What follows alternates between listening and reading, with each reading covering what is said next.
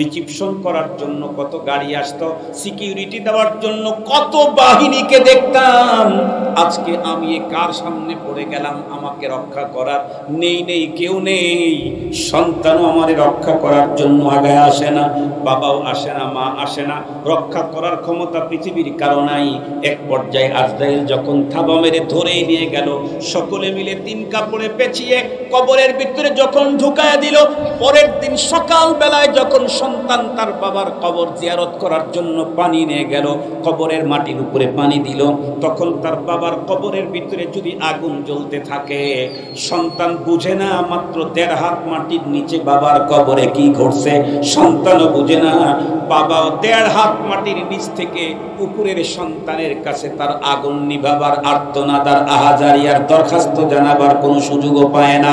মুসলমান ভাই, যখনই আজরাইল এসে থাবা মেরে দিয়ে যেতে চায়, তখনই লোকটার কাছে মনে হয় ছোট্টবেলার খেলনাটা যেমন একদম অহেতুক কোনো কাজের ছিল না, এরপরের বন্ধুরা আমার মিলকান্ডের আসক্তি যেমন কোনো কাজের ছিল না, এরপরে সুন্দর পোশাকের আসক্তি যেমন কোনো কাজের ছিল না, চেয়ার আর পাওয়ার আর টাকার পয়সার আসক্তিটাও কোনো কাজের না, সবগুলাই ভুয়া আর ভুয়া, সবগুলাই ভুয়া আর ভুয়া। আজরাইল আলাইহিস সালামের চোখের গর্জন আর চাউনি দেখলেই দুনিয়া যে বন্ধুরা আমার টোটালটা ধোঁকার বস্তু আর বন্ধুরা আমার ভুয়া, এটি তখন বোঝা যাবে। এই কথাটাই আল্লাহ পাক রব্বুল আলামিন সূরা আলে ইমরানের 185 নম্বরে 4th নম্বর মেসেজ পৃথিবীর মানুষকে জানায় দিলেন, ওয়ামাল হায়াতুদ দুনিয়া ইল্লা মাতাউল গুরুর। দুনিয়ার এই হায়াত ধোঁকার সামগ্রী, সঙ্গত কারণেই কবর পথের যাত্রী আমরা। নাহমাদুহু ওয়া নাস্তাঈনুহু ওয়া নাস্তাগফিরুহু ওয়া নু'মিনু বিহি ওয়া নাতাওয়াক্কালু আলাইহি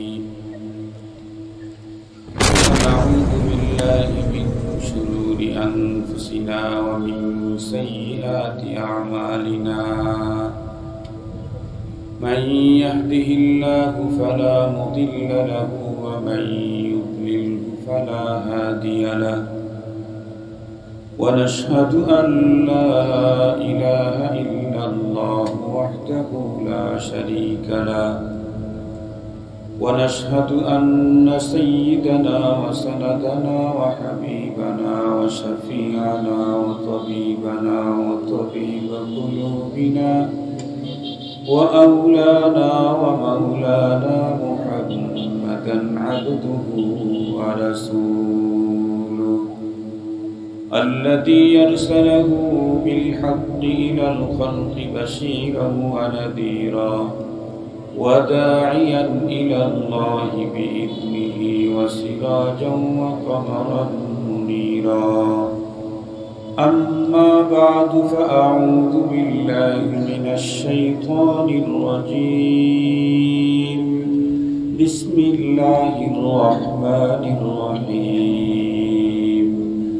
كل نفس ذائقة الموت وإنكم توفون أجوركم يوم القيامة فمن زحزح عن النار وأدخل الجنة فقد فاز وما الحياة الدنيا إلا متاع الغرور. وقال نبينا وصفينا وحبيبنا صلى الله عليه وسلم الكيس من دان نفسه وعمل لما بعد الموت أو كما قال عليه الصلاة والسلام. صدق الله مولانا العظيم وصدق رسوله النبي الأمي الكريم ونحن على ذلك لمن الشاهدين والشاكرين والذاكرين والحمد لله رب العالمين. اللهم صل على سيدنا مولانا محمد وعلى آله وأصحابه وبارك وسلم. اللهم صل على محمد মুহাম্মাদিন النبي الأمي وعلى آله وسلم تسليما يا رب صل وسلم دائما أبدا على حبيبك خير الخلق كلهم আজ 26 এপ্রিল 2024 ইংরেজি জুমাবার মাগুরা সদর শেখপাড়া দারুল উলুম মাদ্রাসা এতিমখানার ইন্তেজামে আয়োজিত 18তম বার্ষিক ওয়াজ মাহফিলের শ্রদ্ধাভাজন সম্মানিত সভাপতি মুআজ্জাজ হযরত হুজুর উলামায়ে কেরাম, আজিজ তালাবা, বিভিন্ন অঞ্চল থেকে সমাগত সম্মানিত সুধী, সর্বপ্রথম মহান আল্লাহ পাকের দরবারে আলিশান লাখো কোটি শুকর যে রব্বে করিম বড় দয়া করে মায়া করে ভালোবেসে আমাদের হায়াতকে দীর্ঘায়িত করে আজকের এই মুহূর্ত পর্যন্ত সুস্থ সবল রেখে দুনিয়ার শত ব্যস্ততাকে পিছনে ফেলে রেখে দ্বীনের নিসবতে কোরআনে পাকের মুহাব্বতে জান্নাতি আয়োজনে আহলুল্লাহদের মজলিসে আমাদেরকে হাজিরির সুযোগ দিলেন। এজন্য দিল থেকে মহান মহিয়ানের শুকরিয়া আদায় করছি। সকলেই জোর আওয়াজে পড়ি আলহামদুলিল্লাহ।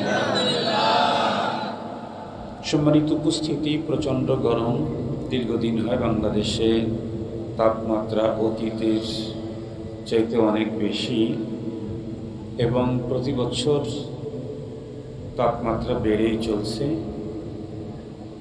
জলবায়ু পরিবর্তনের প্রভাব তাম পৃথিবীতেই আঁচ করতেছে মানুষ, আমরাও বুঝতে পেরেছি।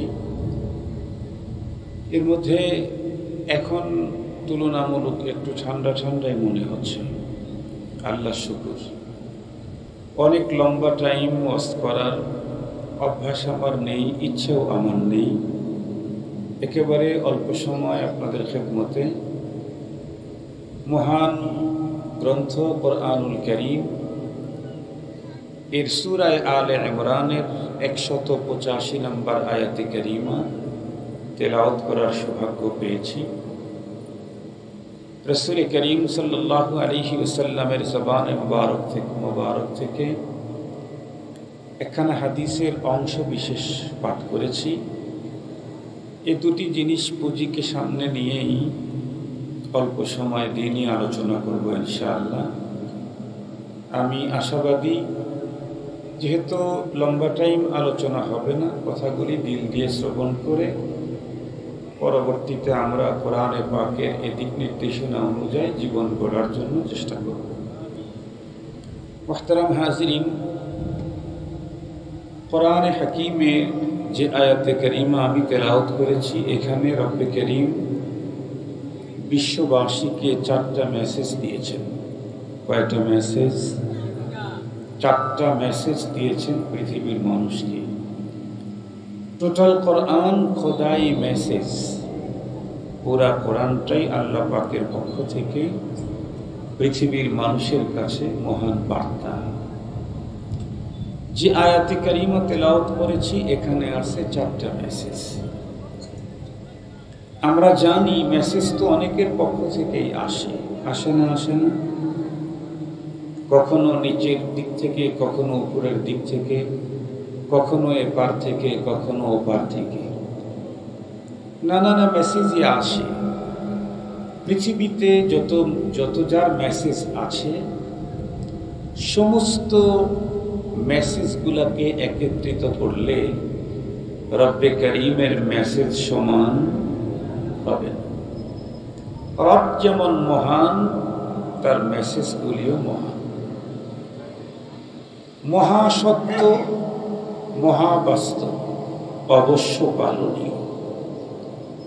এর একটি মেসেজকেও যদি পৃথিবীর কোনো একজন মানুষ অবিশ্বাস করে, তাহলে সে আর বিশ্বাসীদের কাতারে থাকতে পারে না, সে মুহূর্তেই অমুসলিম কাফের হয়ে যায়। মুহতারাম হাজিরিন, যেই 4 মেসেজ সূরা আলে ইমরানের 185 নম্বর আয়াতে কারিমাতে আল্লাহ দিয়েছেন, এর মধ্যে প্রথম মেসেজটাই এমন যেই মেসেজকে অস্বীকার করার মতো মানুষ একেবারে পৃথিবীর শুরু থেকে আদম আলাইহিস সালামের যুগ থেকে এ পর্যন্ত পৃথিবীতে একজনও আসে নাই। কিয়ামত পর্যন্ত খোদাই এই প্রথম মেসেজ অস্বীকার করার মতো মানুষ আসার সম্ভাবনাও নাই। এ পৃথিবীতে আল্লাহকে অস্বীকার করার লোক আছে, রসুলকে অস্বীকার করার লোক আছে, কোরআনকে অবিশ্বাস করার লোক আছে, ইসলামকে অস্বীকার করার লোক আছে। এমনকি পৃথিবীতে নিজে নিজে খোদাই দাবি করার লোকও ছিল। শুধু খোদা না, বড় খোদা দাবি করার লোকও ছিল। কোরআনে হাকিমে আমরা জানি আল্লাহ তাআলা বলেন, একজন নিজেকে বড় খোদার দাবি করেছিল। সে বলেছিল আনা রাব্বুকুমুল আ'লা, আমি সবচাইতে বড় খোদা। তার মানে পৃথিবীতে ছোটখাটো যত খোদা গেছে তার ইয়া অনুযায়ী তার মধ্যে সবচাইতে বড় সে। মুহতারাম হাজিরিন, আল্লাহ পাক রব্বুল আলামিন দেখায়া দিয়েছেন যে তুমি আসলে পৃথিবীর সবচাইতে বড় খোদা না, তুমি হলে পৃথিবীর সবচাইতে বড় বেহুদা। সবচাইতে বড় বেহুদা। সেদিকে আলোচনা নিতে চাই না। আমি যে কথাটা আপনাদের খেদমতে বলতে চাচ্ছি যে এমন কি মেসেজ আল্লাহ পাক এই আয়াতে কারিমাতে দিলেন যে রবকে অস্বীকার করার লোকটাও আল্লাহর এই মেসেজকে অস্বীকার করতে পারে না। নিজেকে খোদাই দাবি করা লোকটাও খোদার আল্লাহ পাকের এই মেসেজকে অস্বীকার করতে পারে নাই। সে মেসেজটি হচ্ছে কুল্লু নাফসিন যায়িকাতুল মউত। কোরআনের অন্য কোনো অংশের তর্জমা আমাদের না জানা থাকলেও এতটুকুনের তর্জমা আমার জানা মতে প্রায় মানুষই জানে। কুল্লু নাফসিন যায়িকাতুল মউত মানে প্রতিটি প্রাণীকেই মৃত্যুবরণ করতে হবে। যার প্রাণ আছে তার মরণ আছে। প্রাণী সে যত ছোটই হোক, যত বড়ই হোক, যার প্রাণ আছে তার মরণ আছে। কোনো প্রাণী তো এতটাই ক্ষুদ্রাতি ক্ষুদ্র স্মল সাইজ যেগুলি আমরা স্বাভাবিক চোখে দেখতেই পাই না। এত ক্ষুদ্রাতি ক্ষুদ্র প্রাণীও এই পৃথিবীতে আল্লাহ পাক তৈরি করে রেখেছেন কোটি কোটি। মজার কথা হলো, যেই প্রাণীটাকে আমরা নিজের চোখে খোলা চোখে দেখতেই পাই না, এই প্রাণী শুধু কেবলমাত্র তার জীবন আছে তা না, তার যৌবনও আছে। জীবনও আছে, যৌবনও আছে।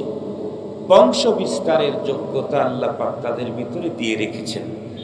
নিজের ইচ্ছায় এক জায়গা থেকে আর এক জায়গায় স্থানান্তরিত হওয়ার যোগ্যতা দিয়ে রেখেছেন। যত ছোট প্রাণী হোক তাকে যেমন মরতে হবে, প্রাণী যত বড়ই হোক, বিশাল, কত বিশাল যেটা আমরা আন্দাজ করতে পারবো না, এত বড় বিশাল প্রাণীও যদি হয় তাকেও মরতেই হবে। আমরা প্রত্যেকেই জানি, জানা কথা, তামাম পৃথিবীর সকল প্রাণীর প্রাণ নাশ, জীবন জান কবজ করার প্রধান দায়িত্বে হযরতে আজরাইল আলাইহিস সালাম, উনি বিভাগীয় প্রধান দায়িত্বে।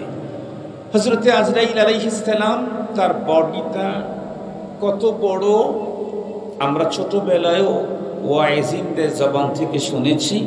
তামাম পৃথিবীটা তার কাছে ছোট্ট একটা প্লেটের মতো মনে হয়। তার কতগুলি পাখা আছে, তার কি পরিমাণে শক্তি আর ক্ষমতা, পাওয়ার আমরা প্রত্যেকেই জানি। কোরআনে হাকিমের মধ্যে এসেছে এই পৃথিবীর কোনো এক পয়গম্বরের অনুসারীরা পৃথিবীর সবচেয়ে জঘন্যতম অপরাধ করত, সেটা হচ্ছে সমকামিতা। যেই সমকামিতাকে আজকের আধুনিক যুগে আধুনিক নামে আমাদের দেশে চালিয়ে দেওয়ার ষড়যন্ত্র করা হচ্ছে ট্রান্সজেন্ডার নামে। মুহতারাম হাজিরিন, এই অপরাধে যারা অপরাধী ছিল তাদের ওই উপত্যকা, তাদের ওই এরিয়াটাকে জমিনের নিচে হাত দিয়ে উপরের দিকে উঠিয়ে একদম পাল্টিয়ে দেওয়া হয়েছে, যার আসার নিশানা আজও পর্যন্ত পৃথিবী বহন করছে। মুহতারাম হাজিরিন, এই আজরাইল আলাইহিস সালাম এত বড় বিশাল প্রাণী, বলুন তো দেখি, উনি কি মরবেন না? আজরাইল আলাইহিস সালামের কি মরণ নেই? সমস্ত পৃথিবীর সমস্ত জীবের জান কবজ করার পরে যিনি জান কবজ করছেন উনি নিজেও একদিন মৃত্যুর কোলে ঢলে পড়বেন। তাহলে মৃত্যু আমাদের আছে, এই কথা অস্বীকার করার মতো মানুষ পৃথিবীতে ওয়ান পিসও নেই। নাস্তিক বলেন, আস্তিক বলেন, এদেশ বলেন, বিদেশ বলেন, এপার বলেন, ওপার বলেন, প্রত্যেকে কথা বিশ্বাস করে যে না, আমাদেরকে মরে যেতে হবে। মরব নিশ্চিত, কখন মারা যাব এটা জানি না, তবে মরতে হবে নিশ্চিত। কোরআনে হাকিম আল্লাহ তাআলা বলেন, লিকুল্লি উম্মাতিন আজাল ইযা জাআ আজালুহুম লা ইস্তাখিরুনা সাআতান ওয়া লা ইস্তাকদিমুন। मौत जिस दिन आ गई दुनिया की हालत क्या हुई, रूह तन से उड़ गई मुर्दा की हालत क्या हुई। जब मलाकुल मौत आवेगे तुम्हारे सामने, फिर तुम्हें फुर्सत न मिलेगी लब हिलाने के लिए। बाप भाई माँ बहिन फर्जंद जन और यारगार, आशिक माशूक नौकर बंदे खिदमत गुजार। काम आने का नहीं, काम आने का नहीं, हर एक जुदा हो जाएगा, बल्कि एक एक उस्ब दुश्मन जन का हो जाएगा। हुस्न तेरा चंद रोजा आखिर फना हो जाएगा, जिस पे तेरा नाज है वो खाक में मिल जाएगा। ये चमन सहरा भी होगा, ये खबर बुलबुल को दो। ये चमन सहरा भी होगा, ये खबर बुलबुल को दो, ताकि अपनी जिंदगी को सूझ कर कुर्बा करे, ताकि अपनी जिंदगी को सूझ कर कुर्बा करे। আমরা প্রত্যেকেই জানি এদেশের কোনো মানুষ কোনো দেশে যদি ট্যুরে যায়, বাইতুল্লাহতে যদি কেউ আমরা অথবা হজের সফরে যায়, যখন যাওয়ার টিকিট করে তখন আসার টিকিট করতে হয়। যাওয়ার টিকিট আসার টিকিট একসঙ্গে করতে হয়। ঠিক রব্বুল আলামিন এই পৃথিবীতে আমাদেরকে যখন পাঠিয়েছেন তখন এ দুনিয়া থেকে কখন চলে যাব এটাও কনফার্ম করে দিয়েছেন। আসার সাথে সাথে যাওয়ার টিকিট কমপ্লিট। লিকুল্লি উম্মাতিন আজাল, যাওয়ার রিটার্ন ব্যাগের ডেট দিয়েই আমাকে পৃথিবীতে পাঠানো হয়েছে। ব্যাগের ডেট কনফার্ম না করে পৃথিবীতে কাউকেই পাঠানো হয় নাই। নির্ধারিত টাইমে আমার মরণ আসবেই। পৃথিবীর সমস্ত লাইফ সাপোর্ট একত্রিত করে আমাকে যদি একটা সেকেন্ড হায়াত বাড়াইতে চায়, সম্ভাবনা নেই। তাম পৃথিবীর সমস্ত পারমাণবিক অস্ত্র যদি একযোগে আমার উপরে প্রয়োগ করে, আমার হায়াতের এক সেকেন্ড থাকতে মারার কোনো ক্ষমতা পৃথিবীর কারো নাই। নির্ধারিত টাইমের এক সেকেন্ড আগে দুনিয়ার সকল পারমাণবিক পাওয়ার একত্রিত করে আমার উপরে প্রয়োগ করলেও আমাকে মারতে পারবে না। আমিও ইচ্ছা করলে মরতে পারবো না। আমি চাইলেই মরতে পারবো না। আমাকে চাইলেই কেউ মারতে পারবে না। বরং আমাকে এখান থেকে ফিরে নেওয়ার ডেট নির্ধারিত, তখনই আমাকে চলে যেতে হবে। মুহতারাম হাজিরিন, প্রতিদিন তো এই কথা শুনি, মরতে হবে। এ কথা আমরা বলি, মরতে হবে। কিন্তু এই শব্দটা বলতে বলতে একেবারে ইজি হয়ে গেছে। মরতে হবে এই কথাটা যত সহজ, মৃত্যুবরণ করা কিন্তু অত সহজ না।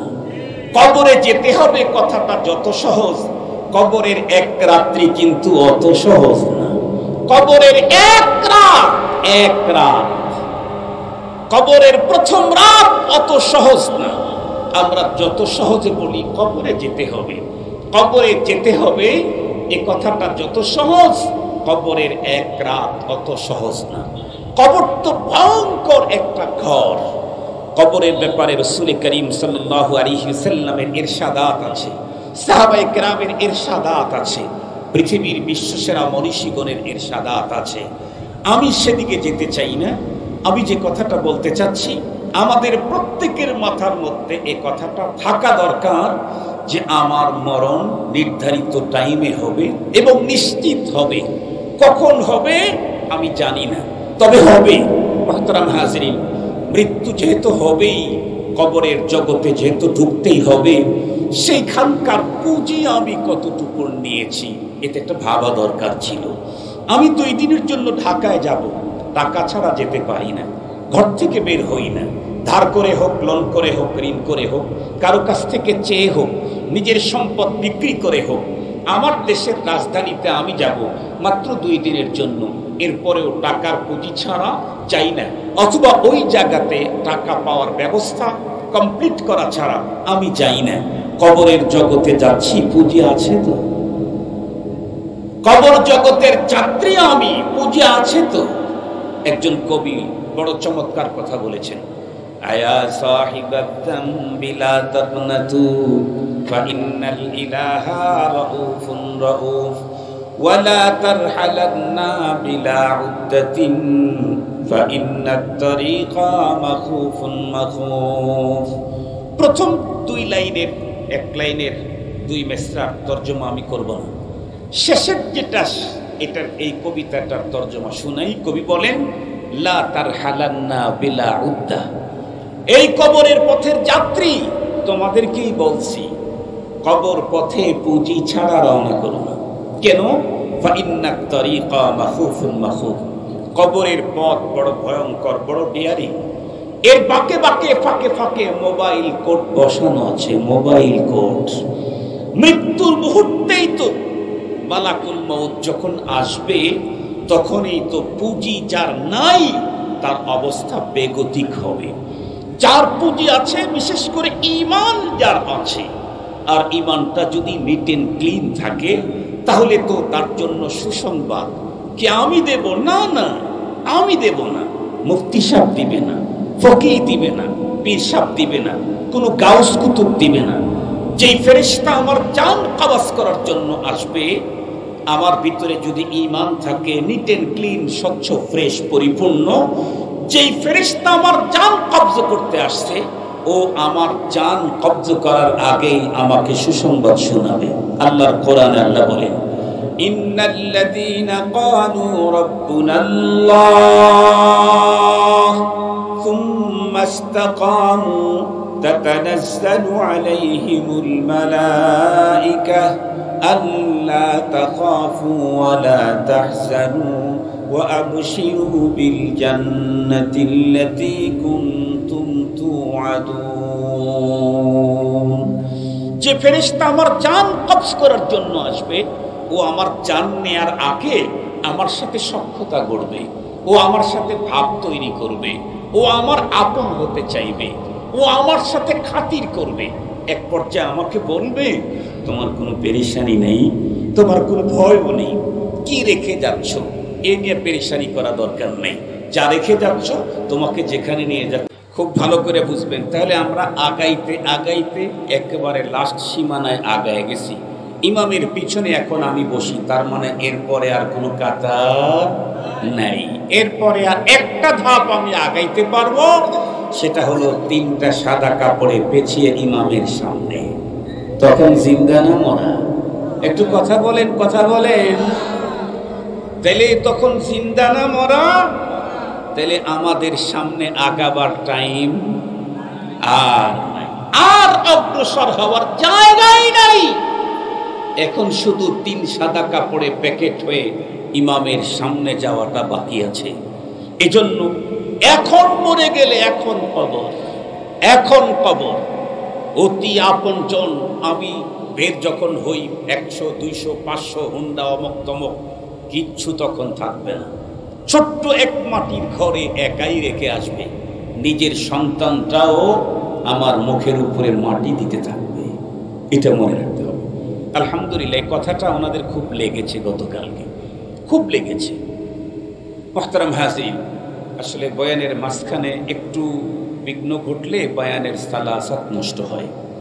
খাবার খাইতে বসে খুব মজায় খাচ্ছেন, একেবারে ভোলার ইলিশ দিয়েই খাওয়া শুরু করছেন, মাঝখানে একজন ডাক দিয়েছে, খাবার রেখে যখন গেছেন আসার পরে হাত দিয়ে দেখবেন ওই মজার কথা বলেন না কেন, ওই মজার নাই।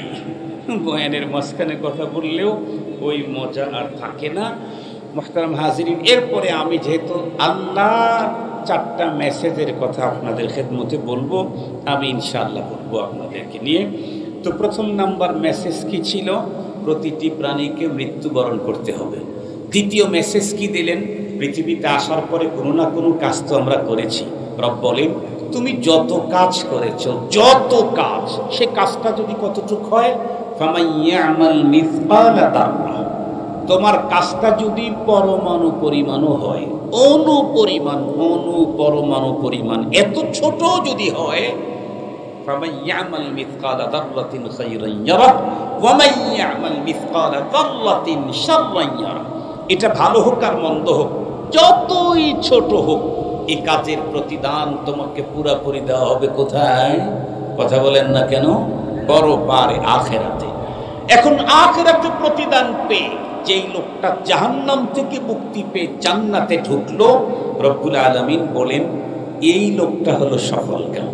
কোন ব্যক্তি সফল কাম? যে জাহান্নাম থেকে মুক্তি পেয়ে আল্লাহ পাকের জান্নাতে ঢুকে গেল। আল্লাহ তুমি আমাদের প্রত্যেককে জান্নাতি হিসেবে কবুল করে নাও। মুসলমান ভাইরা আমার কথা ভালো করে বুঝবেন, পরপারে খুব ভালো করে বুঝবেন, ভালো কাজ কোনটা, মন্দ কাজ কোনটা। এই জিনিসটাও 1টা মিনিটের জন্য হলেও আপনাদেরকে বলা দরকার। মনে রাখবেন, আমাদের দেশের অনেক নেতা আছে, আমাদের দেশের অনেক পীর আছে, আমাদের দেশে অনেক বুদ্ধিজীবী আছে, আমাদের দেশে অনেক পণ্ডিত আছে, আমাদের দেশে অনেক গবেষক আছে, আমাদের দেশে অনেক ভাবাবেগের লোক আছে। অনেক মানুষকে আমরা বলতে শুনি কি, আমার কাছে তো এই জিনিসটা খারাপ মনে হয় না। অনেককেই বলতে শুনি এই জিনিসটা আমার দৃষ্টিতে ভালো না, মন্দ না, আমার দৃষ্টিতে খারাপ না, আমার দৃষ্টিতে মন্দ না। এই বক্তব্য দেওয়ার মতো মানুষ আমাদের বাংলাদেশে কম না বেশি? এই বক্তব্য নেতার মুখেও শুনি, আমার দৃষ্টিতে এটা তো খারাপ না। আবার গবেষকের বন্ধুরা আমার মুখ থেকেও শুনি, তারাও বলে আমার দৃষ্টিতে এটা মন্দ না। কিন্তু মনে রাখবেন, ভালো কাজ আর মন্দ কাজ বলতে কোনটা ভালো কোনটা মন্দ, এটা আমার আপনার নেতা নেত্রীর আর গবেষক আর তথ্যবিদার পীরের কাছে কোনটা ভালো সেই ভালোর কথা বলা হচ্ছে না, বরং এখানে বলা হচ্ছে ওই ভালো যেই ভালোকে ইসলাম আর শরীয়ত সমর্থন দিয়েছে।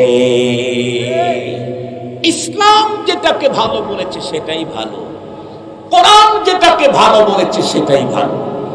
আমার নেতা যদি ভালো বলে, আমার পেট যদি ভালো বলে, কোরআন আর ইসলাম শরীয়ত যদি মন্দ বলে, ওই ভালো দিয়া পরপারে আল্লাহর কাছে কিছু পাওয়ার আশা করা যায় না। আমার বিবেকের মানদণ্ডে যেটা ভালো সেই ভালোর কথা বলা হচ্ছে না, ইসলামের মানদণ্ডে যেটা ভালো সেই ভালোর কথা বলা হচ্ছে, শরীয়তের মানদণ্ডে যেটা ভালো। আপনাদের কি বোঝাবার জন্য একটা মিসাল দিলে মনে হয় বুঝবেন। এই অঞ্চলে কৃষক লোক নাই, আপনারা অধিকাংশ কি কৃষক? আমরাও কৃষক। খুব ভালো করে মনে রাখবেন, একটা সময় আমরা দেখেছি গভর্নমেন্ট কৃষকের কাছ থেকে ধান নিত। একটা সময় দেখেছি বাজার মূল্য 500, গভর্নমেন্ট দিত 800। এ কারণে যাদের জমি জমা আছে তারা জনপ্রতিনিধি, মেম্বার, চেয়ারম্যানদের কাছে বলতো, ভাই আমি একটু 50 মণ ধান দিতে চাই, আমাকে একটু 100 মণ ধান ঢোকানোর ব্যবস্থা করে দাও। তো চেয়ারম্যানের সাথে তার সম্পর্ক ভালো, তার একটা টিকিট দিল, 150 মণ তুমি দিয়ে দিও। বাজার মূল্য 500, গভর্নমেন্ট দিবে 800। কিন্তু গভর্নমেন্ট 800 দিবে এই জন্য সিস্টেম করে রাখছে শুকনো ধান দিতে হবে, এবং ওটা মেশিন দিয়ে চেক করে নিবে। যে মেশিনটা চেক করে নিত, আমি শুনেছি, তাহকিক করি নাই, তাহকিক করা দরকার নাই, এটা জাস্ট ফর একটা মেসাল, একটা এক্সাম্পল মাত্র। ওই মেশিনটা যেই ধান পাকা খোলাতে শুকায়, এটা অর্ধেক শুকাইলেও ওই মেশিন শো করে। মাটির খোলাতে যদি এটা কেউ শুকায় এই ধান, 6 মাস পর্যন্ত শুকাইলেও এটা শো করে না। এখন 2 ভাই, 1 ভাই মাটির খোলাতে শুকাইছে, 6 মাস রোদ দিয়েছে, আর 1 ভাই মাত্র 2 দিন 2 ঘন্টা করে দিয়েছে, ওরটাও অর্ধেক শুকনা নিয়ে গেছে। এখন মেশিন ধরছে, মেশিনে বলতেছে ওই ভাই একটা শো করছে, ওটা নিয়ে নিল। আপনি যদি সেখানে চাপা মারেন আর বলেন আমি 3 মাস পর্যন্ত শুকাইলাম, আমার এই ধানের চাউলের ভিতরে কোনো রসকসের গন্ধ পর্যন্ত নাই, ওরটা অর্ধেক রস এখনো আছে, ওরটা তুমি নিবা, আমারটা নিবা না, এ কথা বললে এই বক্তব্য কখনোই ওরা মানবে না। কেন? 500 টাকারটা 800 টাকা দেব, তোমার মানদণ্ডে যেটা শুকনা সেটা নেব না, আমার মানদণ্ডে যেটা শুকনা সেটা নেব। আমি টাকা দেব আমার কাছে যেটা শুকনা সেটা। মুহতারাম হাজিরিন, পরপারের জীবনে ভালো কাজের বিনিময়ে জান্নাত পেতে চাইলে নেতার কাছে যেটা ভালো এটা দেয়া হবে না, পীরের কাছে যেটা ভালো এটা দেয়া হবে না, গবেষকের কাছে যেটা ভালো এটা দেয়া হবে না। হতে হবে কোনটা? রবের কাছ থেকে জান্নাত নিতে চাইলে রবের মানদণ্ড কোরআন আর হাদিসে যেটা ভালো সেই ভালো নিয়ে যেতে হবে। মুসলমান ভাইরা রে আমার, আর লম্বা কথা বলার প্রয়োজন নেই, সর্বশেষ মেসেজটাও আপনাদেরকে শোনাই। তাহলে এতক্ষণ পর্যন্ত কি বুঝলাম? পরপারের জীবনে আমি ভালো কাজের প্রতিদান আল্লাহ পাক আমাকে পুরোপুরি দান করবেন। আমার নেকি যদি বেড়ে যায়, জাহান্নাম থেকে মুক্তি পেয়ে জান্নাতে ঢুকে গেলেই আমি প্রকৃত সফলতা অর্জন করতে পারলাম। ৪র্থ নম্বর মেসেজে আল্লাহ বলেন ওয়ামাল হায়াতুদ দুনিয়া ইল্লা মাতাউল গুরুর। 4 নম্বর মেসেজ খুব ভালো করে মনে রাখবেন, কারণ এইটাই হলো সব অপরাধের মূল। সেটা হলো হুব্বুদ দুনিয়া রাসু কুল্লি খাতিয়া। দুনিয়ার মুহাব্বত হলো সকল অপরাধের মূল। মুহতারাম হাজিরিন, রব্বুল আলামিন বলেন তোমার যে লাইফ দিলাম, এই 80 বছর 90 100 বছরের যে হায়াত, এই হায়াতটা কিন্তু ধোঁকার বস্তু। কি বলেন আল্লাহ তাআলা? এটা কিন্তু ধোঁকার বস্তু, ধোঁকা, ভুয়া। ভুয়া কেমনে ভুয়া? ভালো করে বুঝবেন। আমি একদম সহজ মিসাল দিলে সহজেই বুঝবেন। আমরা যখন একদম ছোট ছিলাম, অথবা আমরা বাদি দিলাম, তখন তো ছোট ছিলাম, বুঝি নাই। আমাদের বাড়ি ঘরে যেই বাচ্চাগুলি একেবারে ছোট, একেবারে বেবি, ওদের কাছে সবচেয়ে বড় চয়েস হলো খেলনা। ঠিক বললাম? ওদেরকে যদি দামি খাবার নিয়ে দেন, শর্ট দিয়ে ফালায়া দিবে। ওই আর একজনের খাতে খেলনা দেখছে, ওর খেলনা দরকার। খাবারও বোঝে না, ভিটামিনও বোঝে না, মেডিকেটেড খাবারও বোঝে না, ক্যালোরি যুক্তও বোঝে না, ওর দরকার হলো খেলনা। ওকে 5 টাকার খেলনা দিলে যে খুশি, 5 লাখ টাকার খাবার গুডাউন দিলেও ওই খুশি। কথা বলেন না কেন? 50 লাখ টাকা দিয়ে গাড়ি কিনে চাবি যদি দিই আর হাতে দেন, কি খুশি হবে? 20 বিঘা সম্পত্তি ওর নামে লিখে দিলেন, খুশি হবে? ও 10 টাকার একটা খেলনাতে খুশি। এই খেলনা যদি দেয় নাই, খেলনার জন্য কান্না করতে করতে দুপুর থেকে রাত্রি দুপুর পর্যন্ত কান্না বন্ধ করে না, অসুস্থতা, জ্বর এসে গেছে শরীরে। তার মানে ছোটবেলায় ওর কাছে মনে হয়েছিল, ছোট শিশুর কাছে খেলনাই পৃথিবীর সবচেয়ে বড় জিনিস, আমার লাইফের জন্য এর চাইতে ভালো কিছু আর নাই। এই বাচ্চাটা যখন শিশু থেকে একটু বড় হলো, কিছু বুঝে, এখন ওর চয়েস কি মিল্ক ক্যান্ডি, এখন ওর চয়েস কি চিপস, এখন ওর চয়েস কি কিটকাট। এটা হলো গ্রামের বাচ্চাদের চয়েস।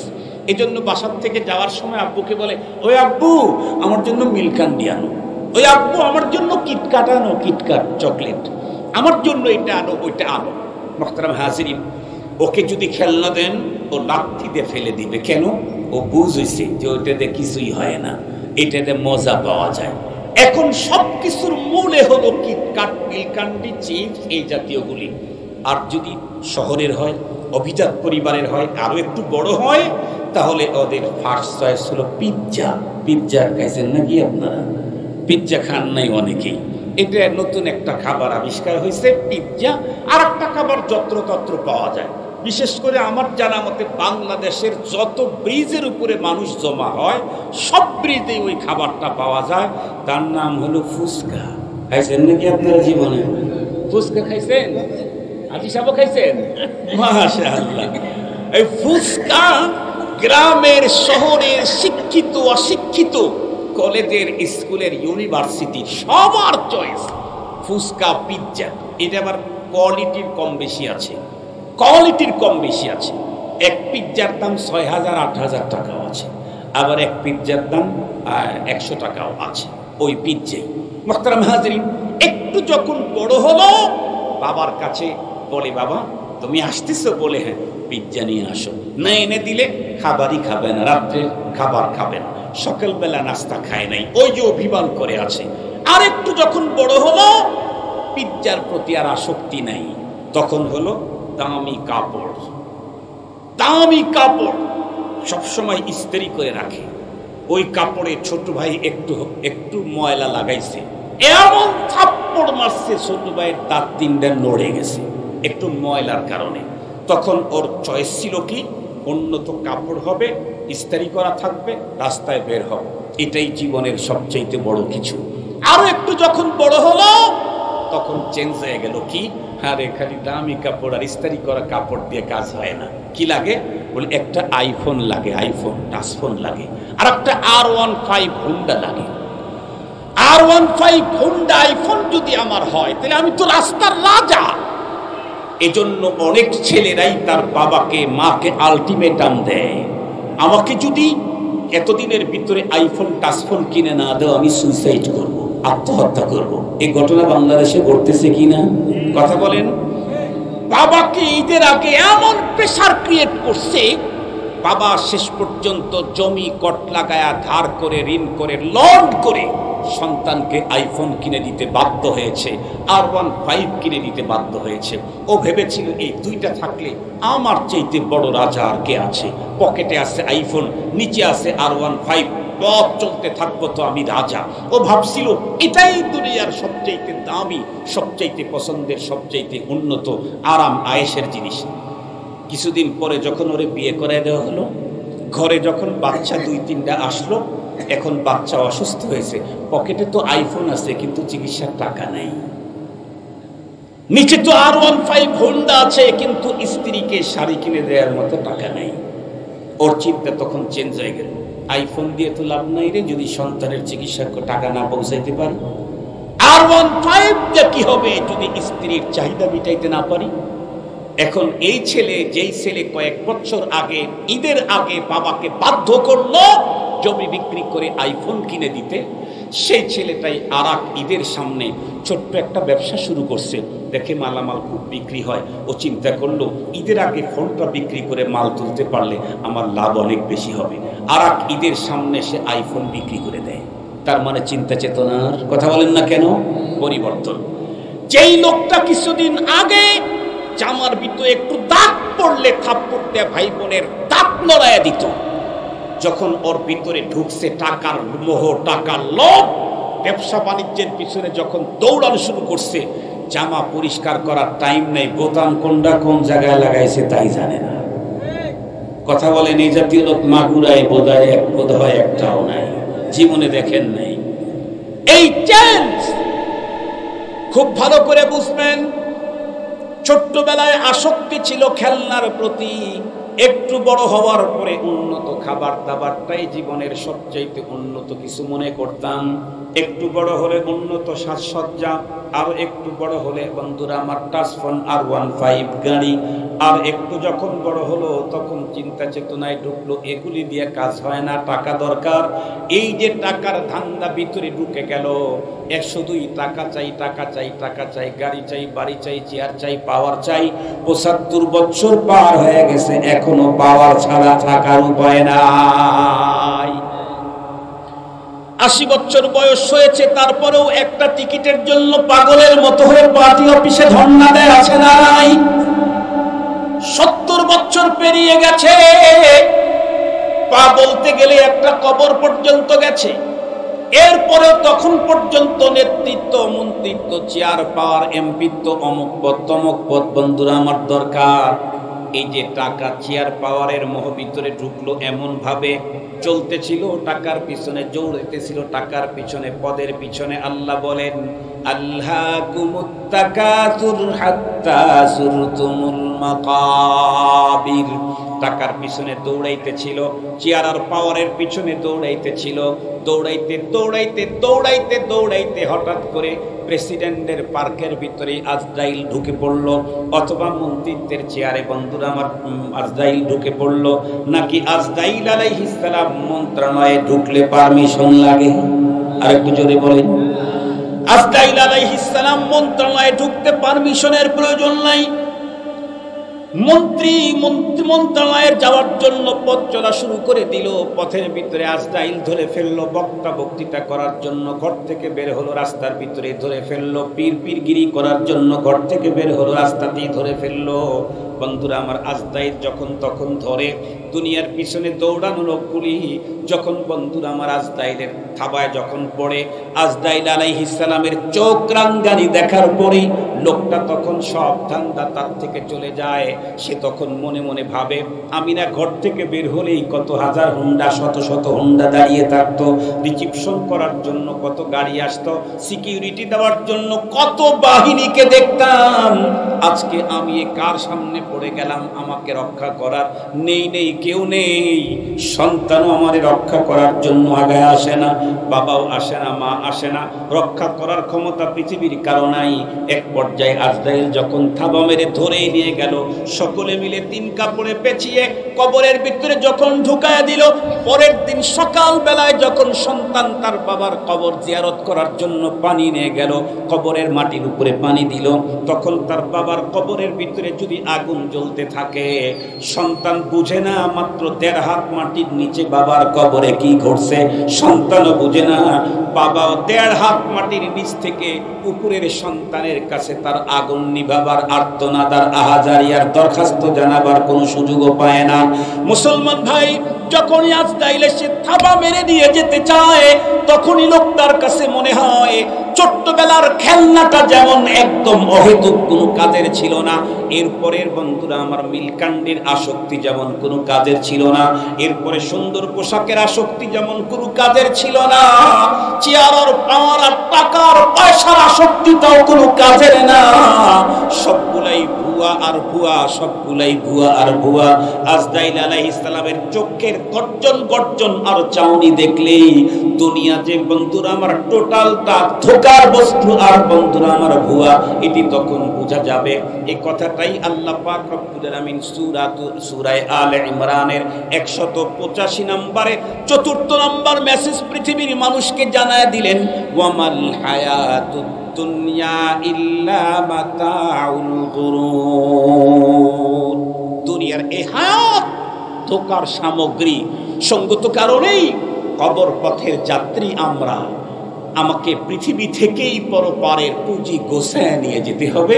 রাসূল করিম সাল্লাল্লাহু আলাইহি ওয়াসাল্লাম তাই বললেন, আল কাইয়িস মান দানা নাফসাহু ওয়া আমিলা লিমা বা'দাল মাউত।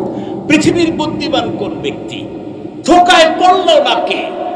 দুনিয়া যে ভুয়ার পিছনে পড়ে নাই কে? নবীজি বলেন, ওই ব্যক্তি যে ব্যক্তি দুনিয়া থেকে পরপারের পুঁজি কমপ্লিট করে পরপারে রওনা করে, সে হলো পৃথিবীর সবচাইতে বড় বুদ্ধিমান। আলহামদুলিল্লাহ বলেন না? আলহামদুলিল্লাহ বলেন। আমরা এখানে যতক্ষণ বসেছিলাম, দুনিয়ার পুঁজি বাড়ছে না আখিরাতের পুঁজি বেড়েছে? কথা বলেন। যতগুলি কথা বলেছি ইনশাআল্লাহ আহতাসিবু আলাল্লাহ, আল্লাহ পাকের প্রতি আমার আস্থা বিশ্বাস, এর প্রতিদান রব আমাকে আখিরাতে দিবেন, আপনাদেরকেও দিবেন। তাহলে এই জাতীয় অনুষ্ঠানের কথা শুনলে আমরা সেখানে পঙ্গপালের মতো ছুটে যাব কেন? আমাকে তো রব দুনিয়াতে পাঠিয়েছেন পরপারের পুঁজি করার জন্য, আর কোরআনের মজলিসে গেলে পরপারের পুঁজি বাড়ে। সুবহানাল্লাহ বলেন, সুবহানাল্লাহ বলেন। কোরআনের মজলিসে গেলে কি হয় বলেন? পরপারের পুঁজি বাড়ে। কোরআনের প্রতিষ্ঠানে সাহায্য করলে আমার পরপারের পুঁজি বাড়ে। মা বাবার চেহারার দিকে মহব্বত আর ভালোবাসার দৃষ্টিতে তাকালে আমার পরপারের পুঁজি বাড়ে। কোরআন শরীফের দিকে মহব্বতের সাথে তাকালে পরপারের পুঁজি বাড়ে। কোরআন শরীফ মুখস্থ পড়লেও পরপারের পুঁজি বাড়ে, দেখে পড়লেও পরপারের পুঁজি বাড়ে। এমনকি হাফেজে কোরআনদের দিকে মহব্বতের দৃষ্টিতে যদি কেউ তাকায় কোরআনের কারণে, কার ছেলে কার মেয়ে, কার ছেলে কার নাতি, এটার কারণে না, কোরআনের হাফেজ, তাই আমি তাকে মহব্বত করি, হামিল কোরআন, তাহলেও আমার আপনার পরপারের পুঁজি বাড়তেই থাকবে। সুবহানাল্লাহ বলবেন কি? মসজিদে গেলে দুনিয়ার পুঁজি বাড়ে না আখিরাতের পুঁজি বাড়ে? একটু কথা বলেন, কথা বলেন। বাইতুল্লাহে গেলে, খানায় কাবায় গেলে পরপারের পুঁজি বাড়ে না আখিরাতের পুঁজি, দুনিয়ার পুঁজি বাড়ে? আখিরাত পরপারের পুঁজি বাড়ে। আল্লাহর ঘরে খালি চতুর্দিকে ঘুরলেই আখিরাতের পুঁজি, কথা বলেন না কেন, বাড়ে। এই জন্য রাজাও করে, প্রজাও করে, পীর সাহেবও করে, মুরিদও করে। সুবহানাল্লাহ বললেন না যে? কাবা শরীফের চতুর্দিকে রাজাও ঘোরে, প্রজাও ঘোরে, মহাজনও ঘোরে, ওই কর্মচারীও ঘোরে, এমনকি ওই ফ্যাক্টরির চকিদার, দফাদার, নাইট গার্ডও ঘোরে। কেন? ঘুরলেই পরপারের পুঁজি বাড়ে। সারা দুনিয়া সেখানে ঘুরতেই থাকে, একটা সেকেন্ড খানায় কাবা ঘোরা বন্ধ হয় না, এক সেকেন্ডের জন্য বন্ধ হয় না, কারণ ওখানে ঘুরলেই পরপারের পুঁজি বাড়ে। তাহলে আমরা বুদ্ধিমান হতে চাইলে পরপারের পুঁজি গোছায় আমাদেরকে কবরের পথের যাত্রা করতে হবে। আসুন, পরপারের একটা বড় গাছ, পুঁজি, অনেক বড় পুঁজি, সেটা হলো দ্বীনি মাদ্রাসা। এই দ্বীনি মাদ্রাসা এখানে হয়েছে, আলহামদুলিল্লাহ। অনেকগুলি ছাত্রের মাথার হাফেজে কোরআন যারা এখান থেকে ফারেক হয়ে কেউ আলেমও হয়ে গেছে, তাদের মাথার ভিতরে পাগড়ি পরানো হলো। তার মানে আপনাদের পুঁজি অনেক বেড়ে গেছে। সুবহানাল্লাহ বললেন না? আমাদের সিরাজগঞ্জ, তো হয়তো সিরাজগঞ্জের তো নাম শুনছেন। সিরাজগঞ্জের ভিতরে একটা বাজার আছে, তার নাম হলো চান্দাইকোনা। ওইখানে বাজার হলো দুইটা। এক বাজারের নাম হলো পাবনা বাজার, আর এক বাজারের নাম হলো বগুড়া বাজার। দুইটার নামই চান্দাইকোনা, দুইটার নামই বলেন চান্দাইকোনা। এই পাশাপাশি দুইটা বাজার, একটা হলো বগুড়া ডিস্ট্রিক্ট, আর একটা হলো পাবনা ডিস্ট্রিক্ট ছিল। পাবনা ভেঙে তো সিরাজগঞ্জ হয়েছে। এরপরেও ওই বাজারের নাম পাবনা বাজার বলে। তো যে কথা বলতেছিলাম, পাবনা বাজারে একটা সমিতি আছে, বড় সমিতি বলে। অনেক আগে ওইখানকার কিছু লোক সমিতি করেছিল। সমিতি করে তারা সেই টাকাগুলি এক জায়গায় গোছায়া গোছায়া ওই রাস্তার ধারে ধারে কিছু জায়গা কিনে রাখছিল। এখন সেই জায়গাগুলোর দাম হয়েছে কোটি কোটি টাকা। পরবর্তীতে ওই জায়গাতে আরো কিছু পুঁজি বিনিয়োগ করে ওখানে বিল্ডিং উঠাইছে, অনেক বহুতল ভবন করছে। আমি শুনলাম যে প্রত্যেকটা ওই সমিতির সদস্য প্রতি মাসে কয়েক হাজার টাকা করে ওখান থেকে মুনাফা পায়, কয়েক হাজার টাকা করে। চান্দাইকোনার বড় সমিতির সদস্যরা সমিতি করে, ও তো পাবে, মরার পরে ওর ছেলেরাও পাবে, এ পরিমাণ স্থাপনা আছে সমিতির। ওরা যেমন পরবর্তী প্রজন্ম পর্যন্ত পুঁজি পেতেই থাকবে, ওর চাইতে বড় পাওনা হবে শেখপাড়া মাদ্রাসাতে যারা বিনিয়োগ করেছে। এর চাইতে বড় পাওনা হবে, এর চাইতে অনেক বড় পাওনা হবে, তো মাসিক পাওনা। আর এখানে তো ডেইলি পাওনা। সুবহানাল্লাহ বললেন না যে? এখানে ডেইলি পাওনা।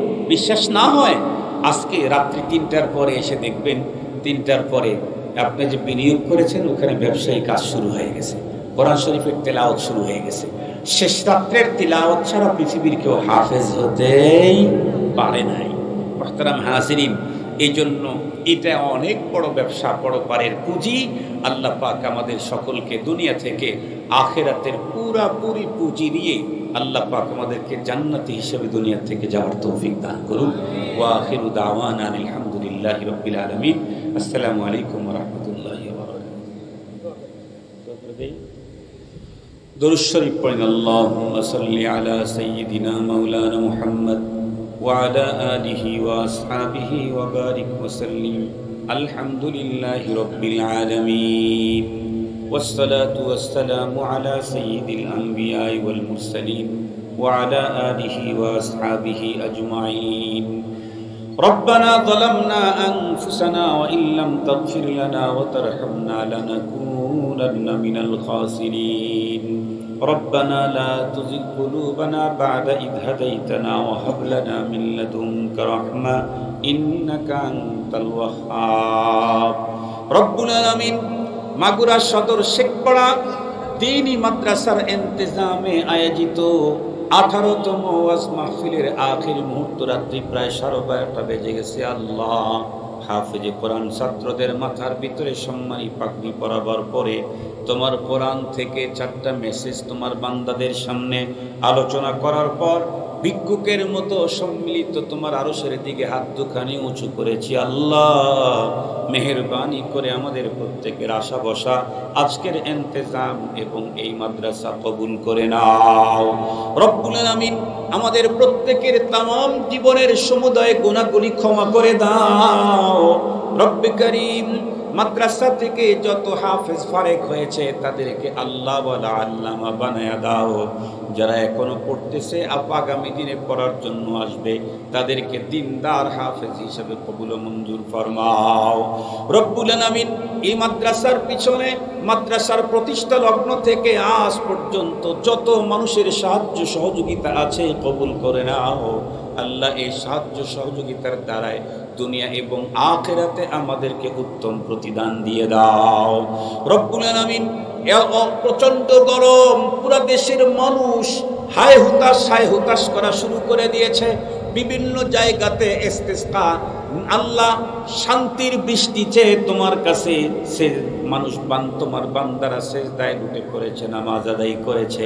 আল্লাহ তোমার কুদরতের পা জড়া ধরে বলি আমাদেরকে অনাবৃষ্টি অধিক বৃষ্টি অতি শীত এ আল্লাহ ভূমিকম্প ভূমিধস এই জাতীয় কোনো আযাবে গ্রেফতার করো না আল্লাহ। तमाम দেশটাকে শান্তির বৃষ্টি দিয়ে তুমি শান্ত করে দাও রব্বুল আলামিন।